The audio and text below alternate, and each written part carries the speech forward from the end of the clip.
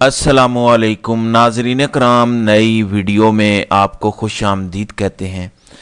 आज अंसार अब्बासी ने खबर दिया है कि जजेस अपना पेंशन चेक कर रहे हैं क्योंकि पेंशन मिलने के बाद रिज़ाइन करना चाहते हैं। तो ज़रा इस पर फैक्चुअल खबर देंगे, जो अंसार अब्बासी खबर दे रहे हैं उसकी आपको हकीकत बताएंगे और बताएंगे कि असल में मामला है क्या। फिर आपको मालूम है जैसे मंसूर अली शाह कभी कराची जा रहे हैं कभी कुछ, तो ये जो रिटायर्ड जज साहबान हैं जिन्होंने अब इस्तीफे दिए हैं ये सोच क्या रहे हैं, ज़रा इस पर भी बात करेंगे।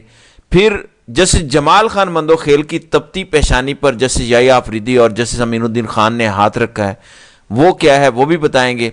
फिर जस्टिस आमिर फारूक का राइज भी बताएंगे और वफाकी आईनी अदालत के हालात भी आपको बताएंगे। तो सबसे पहले हम आगाज करते हैं अंसार अब्बासी की खबर से। अब वो सहाफ़ी तो नहीं है, सबको पता है वो जो कर रहे हैं, आपको पता है वो अब किन के तर्जमान हैं। उन्होंने फरमाया है, आज उन्होंने एक स्टोरी दी है दी न्यूज़ और जंग के लिए, उसमें उन्होंने कहा कि इस्लामाबाद हाई कोर्ट के 4 जजेस इस्तीफ़ा देने से पहले उनकी तरफ से ये इशारे आ रहे हैं कि वो शायद इस्तीफ़ा देने जा रहे हैं, लेकिन इससे पहले उन्होंने इस्लामाबाद हाई कोर्ट के अकाउंट्स डिपार्टमेंट को कॉल करके ज़ुबानी पूछा कि अगर वो रिटायर हों यानी मुस्ताफ़ी होने की सूरत में तो किस डेट से उनकी कितनी पेंशन बनेगी, क्या रिटायरमेंट की मराआत बनेगी और क्या वो क्वालिफाई होंगे जो गाड़ियां उनको इस्लामाबाद हाई कोर्ट की तरफ से मिली हैं, क्या वो उस रेंज में आ चुके हैं कि जहां पर डिफरेंशिएटेड प्राइसेस के साथ वो खरीदने के भी हकदार होंगे या अहल होंगे। अब एक चीज़ ये है कि जितने भी सरकारी अफसरान होते हैं या जजेस होते हैं, इवन के फोर्ड के भी शायद होते होंगे, होता यह है कि अगर उनको कोई गाड़ी सरकार की तरफ से मिले तो वो गाड़ी एक ख़ास अरसे के बाद 3 या 4 साल बाद वो गाड़ी खुद से ख़रीद भी सकते हैं सरकार से, क्योंकि एक ख़ास अरसे के बाद सरकार कहती है कि अब ये गाड़ी आपने नहीं रखनी, आपने बेच देनी है। तो उस ऑक्शन में सबसे पहला हक उसी अफसर का होता है जिसके पास वो गाड़ी होती है। हम जो गाड़ियाँ यूज़ ख़रीदते हैं, आपको पता है ना कि वो जितने की नई कीमत की नहीं आई होती, जितने में यूज़ में वो बिक रही होती हैं, क्योंकि उसके बाद जो नए मॉडल की गाड़ियां आ गई होती हैं वो बहुत महंगी होती हैं।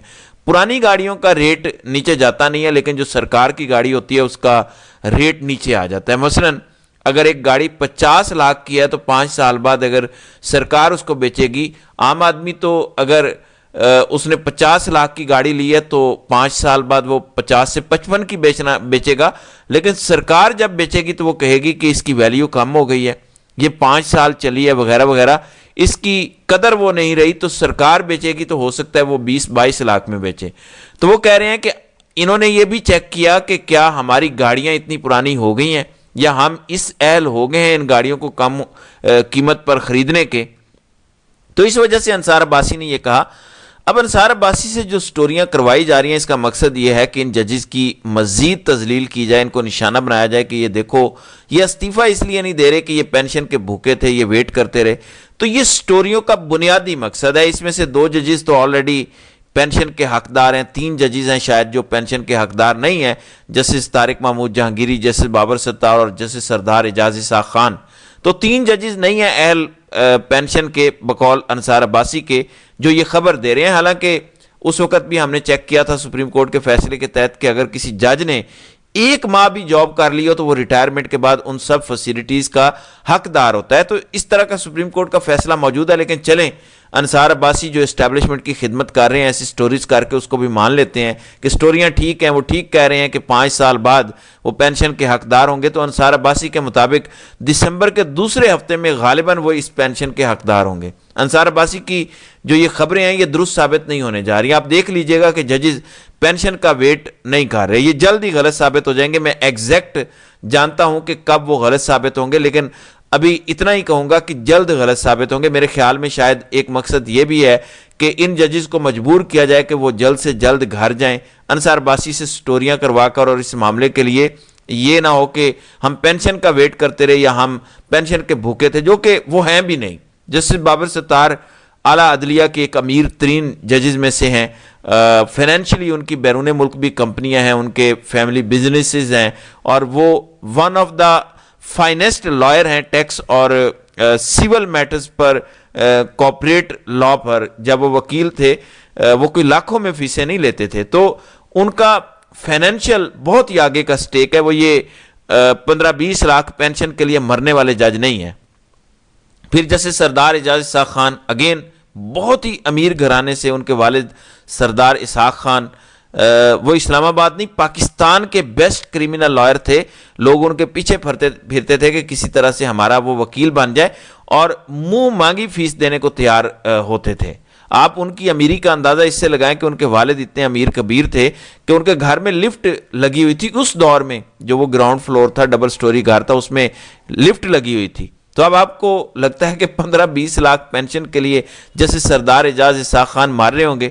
اسی طرح جیسے محسن اختر کیانی کے بارے میں یہ ریفرنسز نکالتے رہے کہ ان کا یہ بزنس وہ بزنس, وہ آپ کو لگتا ہے کہ پینشن کے بھوکے ہوں گے. یا آپ کو لگتا ہے justice Tariq Mahmood Jahangiri again one of the finest Islamabad میں وہ کرمنل لا کے لائر تھے, ان کی لا فرم بہت زیادہ بزنس کرنے والی لا فرم تھی. آپ کو لگتا ہے یہ 15-20 لاکھ پینشن کے لیے وہ مار رہے ہوں گے. پھر جسٹس سمن رفت اگین سندھ سے وہ آئی ہوئی ہیں, اگین بہت ہی اچھی ان کی پریکٹس تھی وہاں پر. وہ بہت ہی اچھے فیملی بیک گراؤنڈ سے ہیں, یعنی اچھے سے مراد صرف خاندانی طور پر اچھا نہیں, فائنینشلی بھی بڑے اچھے بیک گراؤنڈ سے ہیں. آپ کو لگتا ہے کہ وہ 15-20 لاکھ پینشن کے لیے مار رہی ہوں گی. مسئلہ یہ ہے انصار عباسی کا کہ ہر ایک کو اپنے پیمانے پر تولتے ہیں. ان کو لگتا ہے کہ ان کی طرح ہر کوئی پیسے کا لالچی اور بھوکا ہوگا, جیسے وہ بھوکے کی طرح بوٹ کو چاٹ رہے ہیں اور اپنی صحافت کو انہوں نے بیچ دیا ہے. بہرحال اینی وے, اب آ جاتے ہیں اگلی خبر پر. وہ خبر ہے جسٹس منصور علی شاہ اور جسٹس اطہر من اللہ وغیرہ سے متعلق. اب بہت سے یہاں پر لوگوں کی وکلاء کی خواہش ہے کہ وہ وکلاء تحریک کا حصہ بنیں اور بعد سے وہ خطاب کریں آئیں. اس پر میں ذمہ داری سے کہہ سکتا ہوں کہ کراچی بار ایسوسی ایشن, لاہور ہائی کورٹ بار ایسوسی ایشن, لاہور بار ایسوسی ایشن, اسلام آباد بار ایسوسی ایشن, ان سب کی یہ خواہش ہے, اور بھی بہت ساری ہوں گی, کہ جسٹس منصور علی شاہ, جسٹس اطہر من اللہ, جسٹس شمس محمود مرزا, یہ لوگ آئیں اور آ کے بار سے خطاب کریں. لیکن ابھی تک ان میں سے کوئی جج اس پر آمادہ نہیں ہے. اور اس کی اگر میں سوچوں تو وہ تو کہتے ہوں گے نا کہ بھائی ہم نے ساری عمر اس لا پروفیشن کو دی اور اس کے بعد نکلا کیا, یہ ہوا. اور پھر وکلاء خود اتنے تقسیم ہیں, خود اس وقت پاکستان کی وکلاء برادری پلاٹوں کے پیچھے بھاگ رہی ہے, تو ان میں جا کر ہم تقریریں کر کے خود کو کیوں گندہ کروائیں. تو وہ پھر شاید اس وقت سے اس وقت اس میں آنے سے جو ہے وہ دلچسپی نہیں رکھتے. جیسے منصور علی شاہ تو بالکل اپنے اس وقت فیملی کو ٹائم دے رہے ہیں, ذرائع یہ بتاتے ہیں, اور وہ کوئی بیرون ملک بھی شاید کچھ عرصے کے لیے جائیں گے, اور اس کے بعد واپس آ کے شاید اپنے تایا یا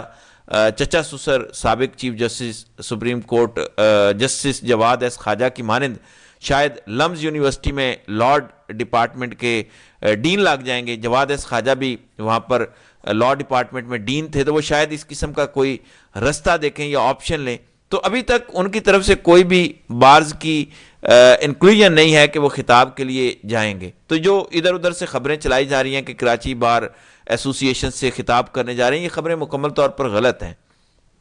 اب آ جاتے ہیں اگلی خبر پر. وفاقی آئینی عدالت, آپ کو پتہ ہے جیسے جمال خان مندوخیل کو وفاقی آئینی عدالت تو نہیں لے جایا گیا, جس پر وہ بڑے دکھی تھے پچھلے کافی دنوں سے, مایوسی کا شکار تھے, ڈپریشن کا شکار تھے. اب چیف جسٹس یحییٰ آفریدی جو ان کے چیف جسٹس ہیں, اور چیف جسٹس امین الدین خان جو وفاقی آئینی عدالت کے چیف جسٹس ہیں, انہوں نے مشترکہ طور پر متفقہ طور پر جسٹس جمال خان مندوخیل کو جوڈیشل کمیشن آف پاکستان کا ممبر نامزد کر دیا ہے. جیسے جمال خان مندوخیل کو ظاہر ہے کچھ سکون ملا ہوگا, ان کے درد پر کچھ تو مرہم رکھا گیا ہوگا. وہ جیسے پروین شاکر کا شعر ہے نا کہ اس نے تپتی ہوئی پیشانی پہ جب ہاتھ رکھا روح تک آ گئی تاثیر مسیحائی کی, تو ان کو ہوگا کہ بس اندر تک ٹھنڈ پڑ گئی کہ کچھ تو ملا, جوڈیشل کمیشن آف پاکستان ہی مل گیا. حالانکہ اس میں پھر بھی کام تو وہی ہونا ہے جو اسٹیبلشمنٹ اور ان کی لائی ہوئی فارم 47 کی حکومت نے کرنا ہے, تو وہ پھر کر لیں گے.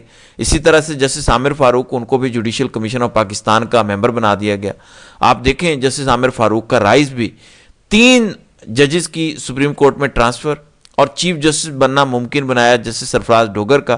تو وہ نہ صرف اسلام آباد ہائی کورٹ سے سپریم کورٹ پہنچے, فروری میں وہ آئے سپریم کورٹ میں, وہ پھر آئینی بینچ کا حصہ بنے, اور پھر آئینی بینچ سے وہ اب وفاقی آئینی عدالت پہنچے, اور وفاقی آئینی عدالت سے اب وہ جوڈیشل کمیشن آف پاکستان پہنچے ہیں. یعنی ایک جج نے اسلام آباد ہائی کورٹ سے 4 ترقیاں پائی ہیں صرف اور صرف 6 مہینے کے مختصر عرصے میں. تو اندازہ لگا لیں کہ وہ جج ریاست کو کتنا پیارا ہوگا, وہ طاقتوروں کو کتنا پیارا ہوگا, اس نے کتنے بوٹ چاٹ کے یہاں تک وہ پہنچا ہوگا. تو سب دیکھتے رہیں, یہی آج کا پاکستان ہے. تو ناظرین کرام, آپ کی اس ویڈیو کے حوالے سے کیا رائے ہے؟ آپ اپنی رائے کا اظہار کامنٹ سیکشن میں ضرور کیجیے گا.